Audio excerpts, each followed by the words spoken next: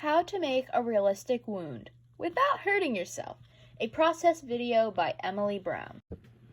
I have always loved that gory, bloody makeup in movies, video games, and anywhere you can find it.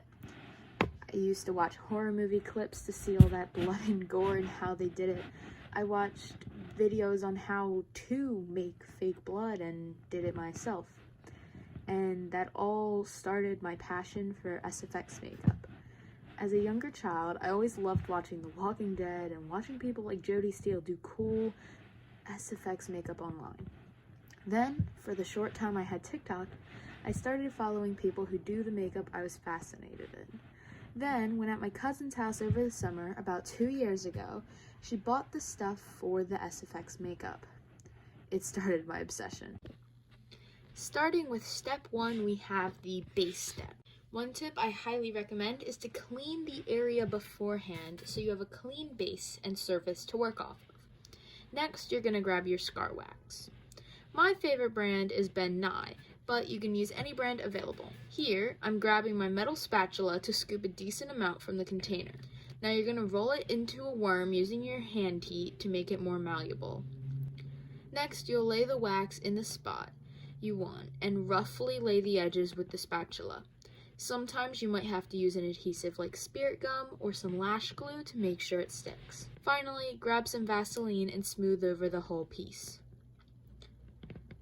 This is optional, but you can also use liquid latex to seal that wax in if you're using it over a long period of time. After completing the other side off camera, I'm going to set my wax with translucent powder and a fluffy brush. Another tip is to mix a foundation color similar to your skin so it blends in more, that being the wax. Use a beauty sponge to blend that in and you're done. And I'm ready for color.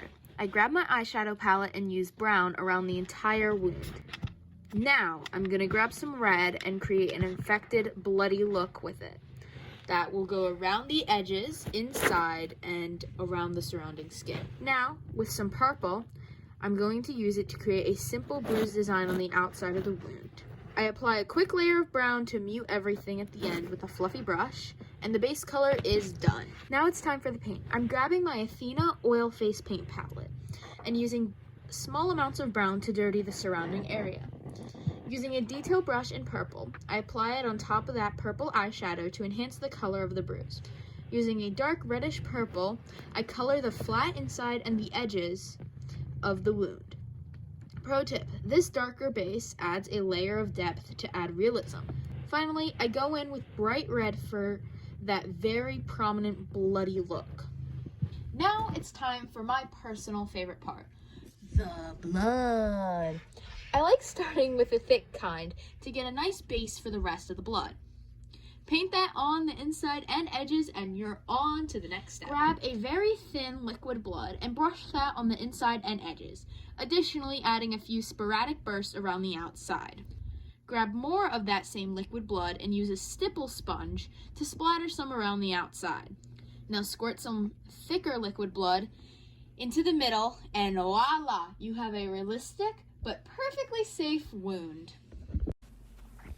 If you saw anything you liked or learned something new from the video, consider checking out more content like this on my Instagram, @eTheBloodGod.